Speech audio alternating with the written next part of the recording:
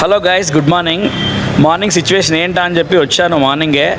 So చాలా ప్రశాంతంగా ఉంది వాతావరణం.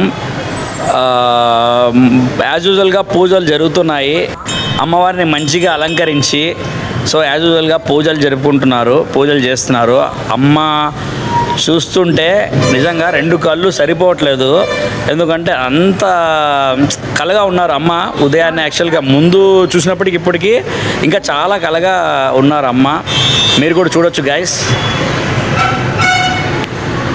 సో దాని తర్వాత పోలీసులు అక్కడక్కడ కనిపిస్తున్నారు. సమాచారం ఏంటని కనుక్కుంటే 11:30కి అలా మన జిల్లా కలెక్టర్ గారు వస్తున్నారంట. దాని తర్వాత ఏం చేస్తారనేది తెలుస్తుంది గైస్. ప్రస్తుతానికైతే ఇది అప్డేట్.